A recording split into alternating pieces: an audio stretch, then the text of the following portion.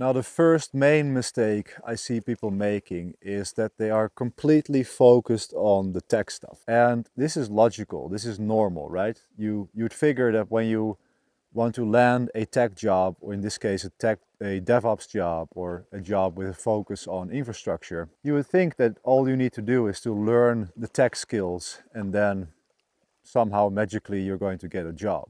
And don't get me wrong, it's important to learn the tech skills. You need to have technical skills in order to be able to perform on the job. So I'm not saying that tech skills are useless. But what people don't realize is that tech skills are maybe 30% of landing the job. As I said, I'm a professional DevOps career mentor, career coach, teacher, whatever you want to call it. But over 2 years ago, I started my company KubeCraft, and since then I've helped over 1,000 people land DevOps jobs all over the world. And I can do that because I went from nurse to DevOps engineer myself. So I have a very deep understanding of what it takes to take your life, change it completely, and go from an unrelated background to DevOps engineer. And then after a few years in the field, I also started making YouTube videos, and then people started asking me, hey, can't you teach us how to do it? And since then I've helped over 1,000 people land jobs all over the world, including America. So arguably I'm probably one of the most skilled people in the world in the actual process of landing people DevOps jobs. It's a very specific skill set that I have. And in that process, I've developed my own methodology in landing this job. And in that methodology, there are multiple elements. And tech skills are one element of that, but they're only about 30%. What you also need in DevOps is soft skills. You need to have problem solving. Because many people make the mistake of thinking that DevOps is all about writing code, right? No, it's not like that. You have to talk to stakeholders. You have to convince them to adopt certain technologies, that kind of thing. But another very important element is networking and personal branding.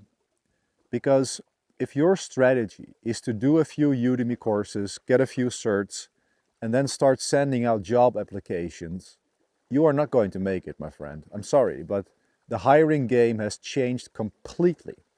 And I saw this coming years ago already, and I managed to leverage the techniques that I teach to my students while I was making my own career change. And that is why it worked, and it's still working well. But since then, it has really gone downhill with tech hiring, because what you have now is you have millions of people all over the world, from India, from Africa, from countries where you have to take it from their perspective, but their only hope to move to the United States or to move to a different country is to land a job somewhere. So what these people do is they will generate automatically generated applications, and as soon as a company puts out a job posting, they are being bombarded by hundreds of job applications from all over the world, and they can't handle it. I've talked to many hiring managers, recruiters over several different companies in the past few years, and they all state this same problem. So if you're going to rely on sending a job application and standing out from the big CV stack somehow, it's not going to work. And this is the main thing that I see in these conversations, where people say, yeah, I send all of these applications, but I never get a response. Yeah, well, no shit, right? So that's why you need to learn other skills besides tech skills in order to stand out from the crowd. And I will get back to what those skills are in a second. But the main point here, the main mistake that I see, is that people completely focus on the tech skills. Oh, if I just learn Kubernetes, then everything else is going to sort itself out. But that's the biggest mistake, that you're not going to make it if you're only focusing on that. You see, to land a job, a certain sequence of events have to happen. right? Yes, you need to acquire tech skills, but in order to actually land the job, you need to, first of all, find a place that is asking for DevOps engineers to apply. You have to send in an application or make yourself known to this company. You need to be convincing enough to land an interview. And then when you get the interview, you need to be convincing enough for them to hire you. Now, notice that all of those steps don't involve any tech skills at all. But actually your success depends on how skilled you are at that process, at making yourself known to someone, landing, getting an interview, and then converting an interview. And that is why KubeCraft has been so successful, because I work together with several experts in this domain, and our curriculum is maybe 50% tech skills, like we teach you the tech skills, but over half of the curriculum is completely focused on the other side of the equation, right? And that is what people don't realize, that you have to learn so much more than just Kubernetes in order to land a DevOps job. Now, the second mistake I see people make is to try to do everything for free. And I learned this the hard way myself too. When I was coming up as a DevOps engineer, frankly, I didn't have any money, so it was really hard for me to make investments. But I would like agonize for weeks on whether I should buy a $20 course somewhere, or whether I should invest in a mentor or something like that. And since then, I have learned that it is so important to invest in yourself and to take the shortcuts that are available to you. Because frankly, buying a course is a huge hack. It is a huge shortcut that you can take. And yeah, back in the day, I used to think that time wasn't really valuable, you know, and that I had enough time. I didn't need, I could spend time on things. But honestly, man, time is the most valuable resource you have in life. If you don't value your own time, life is just going to pass by you, and we only get a certain amount of weeks on this earth.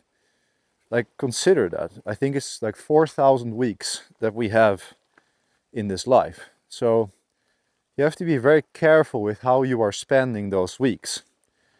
And when I look back to my own journey, and not even when landing a job, but also after I landed the job, like I used to spend whole weekends trying to get a language server to work in Vim, or rising my desktop in Arch Linux.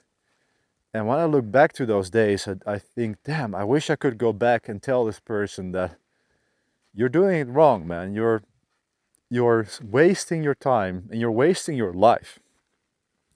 Like, if you waste away a whole weekend trying to figure out something from a YouTube video or a blog post, and by the end you haven't learned anything, you've wasted a part of your life.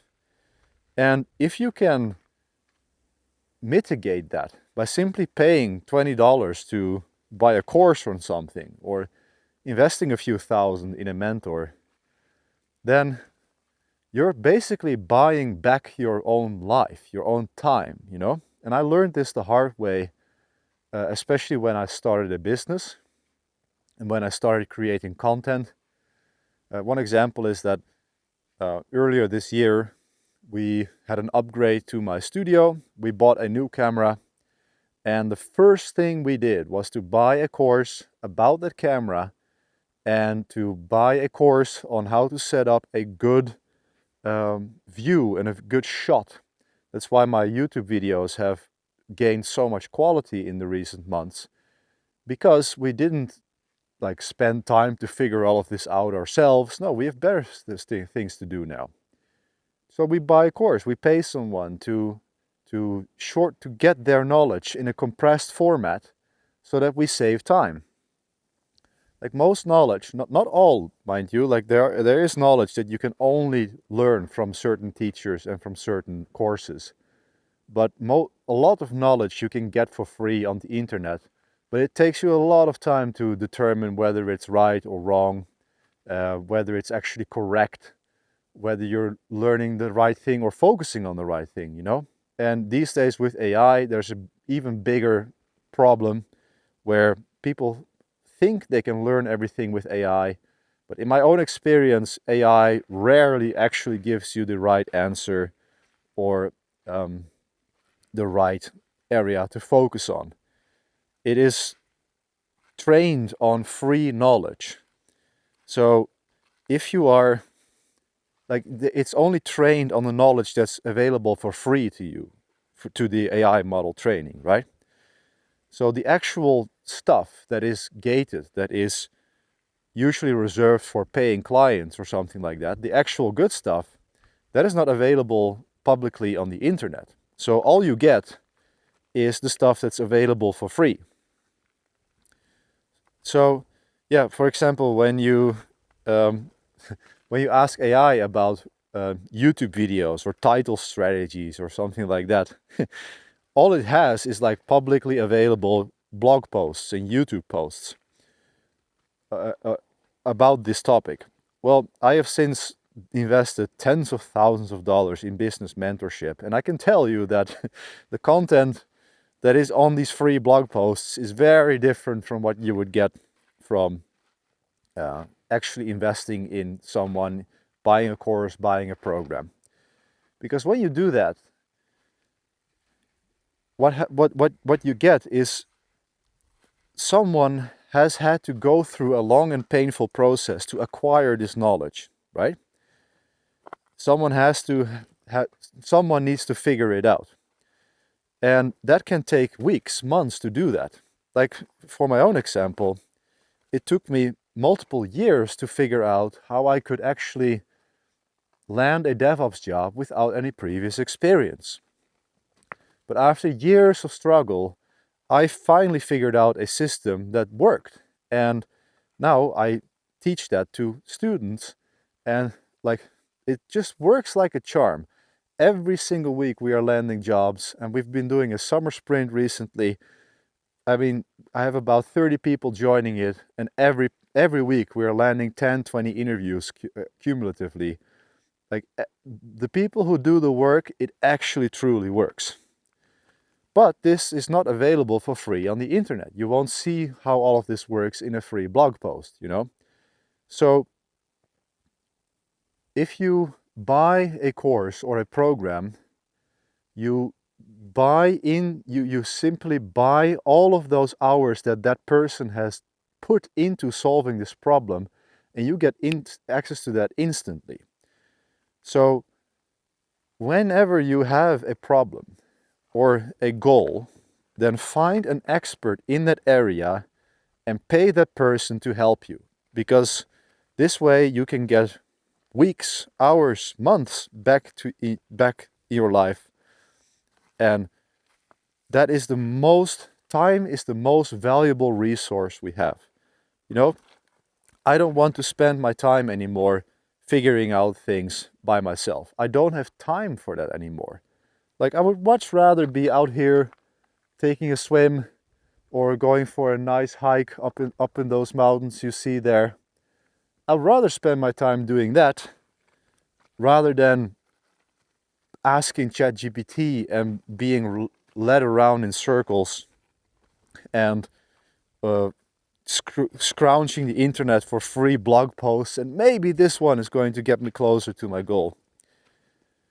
Not me, man, not me. So for me in business, in content creation, I spend, or other personal goals like health and weight loss, I spend tens of thousands of dollars on coaching because time is invaluable, and I'm simply buying back my own time, and my time is worth more to me than any amount of money. Now, the third issue I see with people is the inability to set correct goals. It's quite striking to me that I talk to these people and they will tell me that they want to land a job.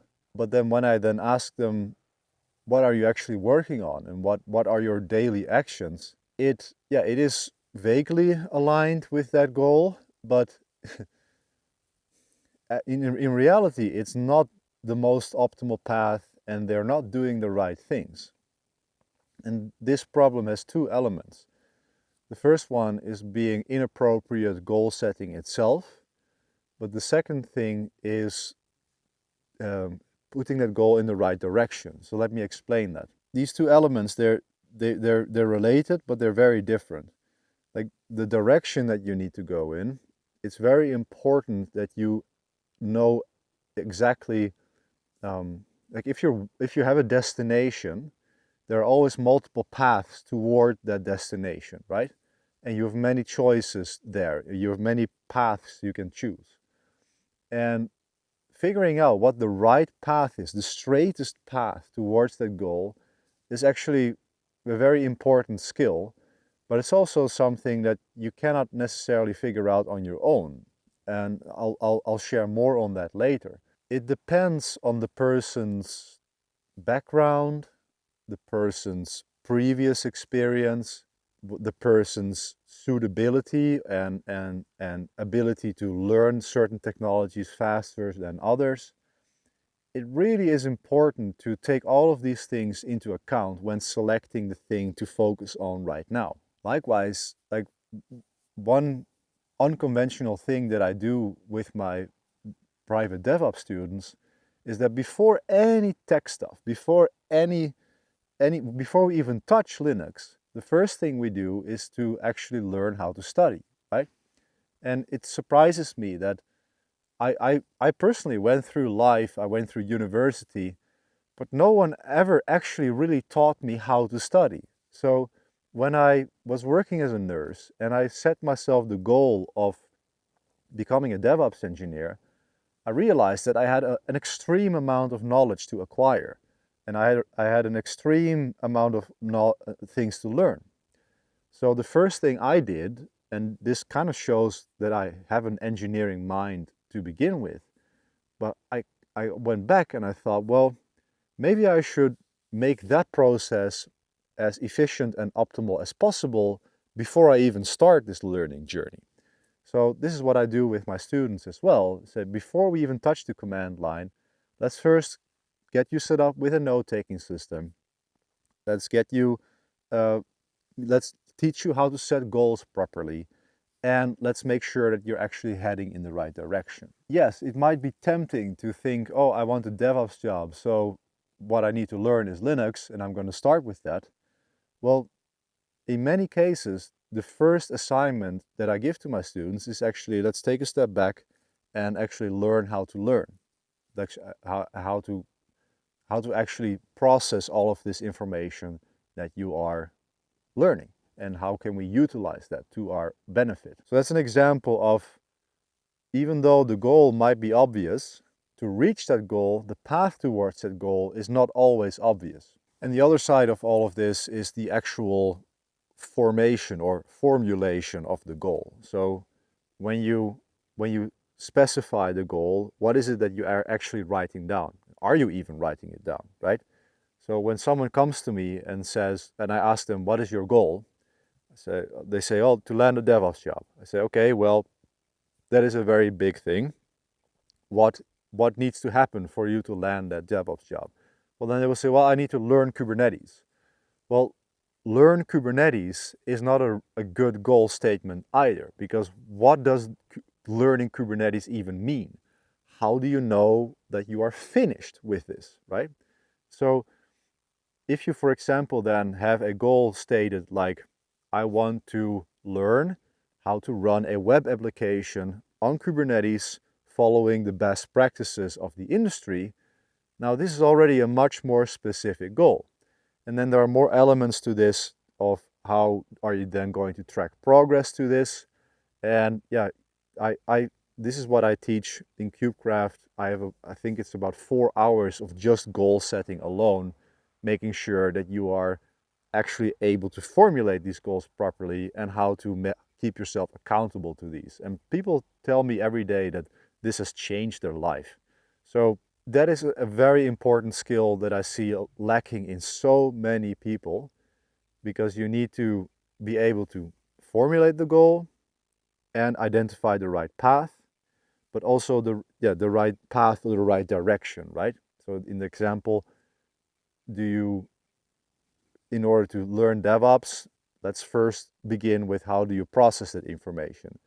And in order to identify these, you need to have someone with you with more experience that is able to guide you on that path. And the fourth element, the fourth mistake I see is not having a mentor, not having someone who is ahead of you on the path. And there's only one reason why I was able to go from nurse to senior DevOps engineer in a span of about 5 years.